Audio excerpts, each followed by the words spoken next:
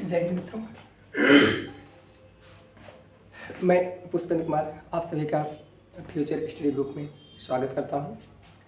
जैसा कि आप जानते हैं, हिस्ट्री में, इतिहास में अभी हमने पिछली क्लास में सीखा था भारत के गवर्नर जनरल। जैसा कि आपने देखा था, सन 1773 के चार्टर एक्ट के बाद जो है हमारा आपका जो ब्रिटिश सरकार का सर्वोच्च पद हो गया था, उसका नाम कर दिया गया था बंगाल के गवर्नर जनरल।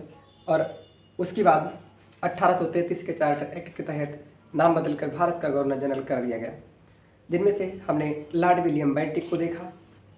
उसे प्रशासनिक व्यवस्था के तहत हमारे अफसर की जो कुप्रथाएं थी उनको समाप्त करने के लिए इसे जाना जाता है। और दूसरा देखा था सर चार्ल्स मेटकाफ को भारत में जो है प्रेस का मुक्तिदाता कहा जाता है। आप जानते हैं, ये जानते हैं कि आप प्रेस की स्वतंत्रता ये अनुच्छेद नंबर कहाँ है? अनुच्छेद नंबर 19 ए भाग में आप जानते हैं। अगला महत्वपूर्ण नाम आता है लॉर्ड ऑकलैंड। इंपॉर्टेंट पॉइंट है, लॉर्ड ऑकलैंड के समय में फर्स्ट यानी पहला आंग्ल अफगान युद्ध हुआ था। कौन सा? आंग्ल अफगान युद्ध पहला किसके समय हुआ था? आप जानते हैं, भारत के गवर्नर जनरल 1800 जो है लॉर्ड ऑकलैंड के समय, जो 1838 से लेकर के 42 तक इसका शासन रहा। इसकी महत्वपूर्ण और इम्पॉर्टेंट विशेषता ये है कि जो है लॉर्ड ऑकलैंड ने जो है इसके समय में GT road, grant trunk road, याद है ग्रांट ट्रंक रोड का सुधार किया गया। और ग्रांट ट्रंक रोड जो है अब कलकत्ता से दिल्ली तक रहती है। कहाँ से? कलकत्ता से दिल्ली तक विस्तारित है। इसको आप जानते हैं। ग्रांट ट्रंक रोड को ही हम शेर शाह सूरी रोड के नाम से भी जानते हैं। शेर शाह सूरी आप जानते हैं, भारत में ये जो है अफगान शासक था जिसने हुमायूं को भगाता रहा। आप जानते हैं इसको, हुमायूं को भगाता रहा, ठीक है। और इसके समय में एक मद्रास और बम्बई मेडिकल कॉलेज की स्थापना की जाती है। आप इसको जानते हैं, ठीक है। ये लॉर्ड ऑकलैंड की बात रही, बस ज़्यादा कुछ नहीं, इंपॉर्टेंट पॉइंट जानते हैं।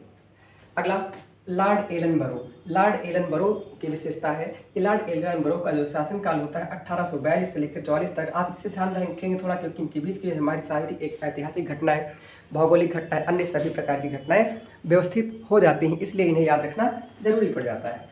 और 1843 में इसने जो है चार्ल्स नेपियर को सिंध भेजा था। जैसे आप जानते हैं, चार्ल्स नेपियर को सिंध भेजा था। सिंध जब भेजा था तो चार्ल्स नेपियर ने अपने कौशलतापूर्वक जो सिंध था, सिंध प्रांत को अपने साम्राज्य में मिला लिया था, यानी अंग्रेजी साम्राज्य में मिला लिया था। और इसने दास प्रथा का उन्मूलन किया था। इन दास प्रथा के उन्मूलन हेतु जो एक्ट यानी अधिनियम नंबर 5 के द्वारा जो है दास प्रथा को समाप्त किया दिया गया था। तो याद रखेंगे, भारत में दास प्रथा किसने समाप्त किया?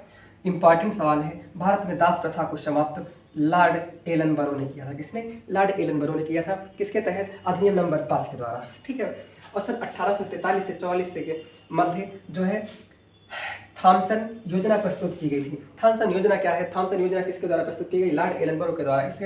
इसमें विशेषता क्या है इसकी? है कि देसी भाषा में ग्रामीण शिक्षा यानी हमारे यहाँ जो ग्रामीण शिक्षा जो होती है, ग्रामीण शिक्षा को देने के लिए देसी भाषा अर्थात मातृभाषा का प्रयोग किया जाए। यानी जैसे जो छोटा बच्चा होता है, जैसे आप जानते हैं प्राइमरी स्कूलों में बच्चे को हिंदी भी नहीं आती है, वो पूरा हिंदी में पला बढ़ा है, लेकिन उसके लिए आप जानते हैं इंग्लिश या संस्कृत में शिक्षा देने लगेंगे तो वह क्या हिंदी और संस्कृत में फॉलो कर पाएगा? शायद नहीं। इसीलिए कहा गया कि जो है देसी भाषा या मातृभाषा में शिक्षा को देना शुरू किया गया। किसके समय में?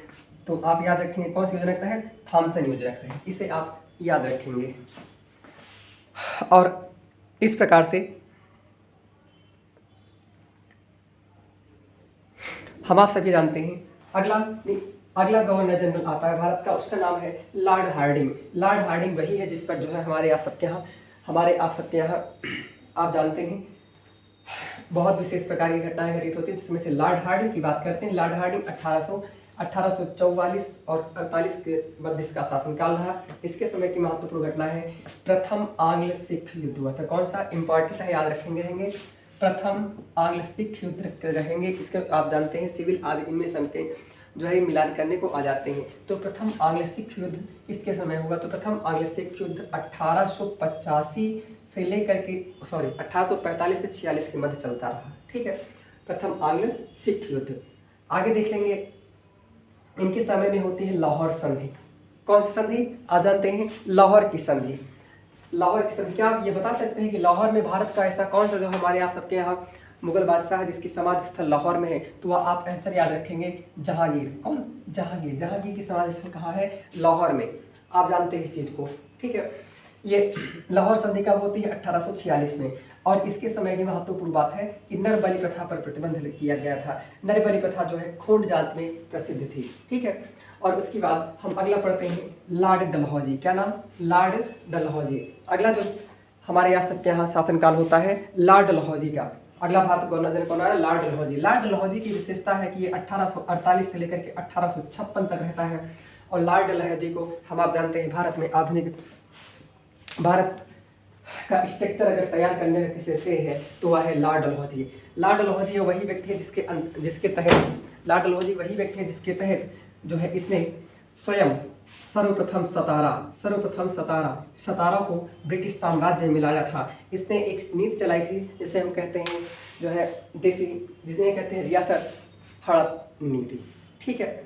आइए इनके विषय में हम जानकारी विस्तृत रूप से लेते हैं।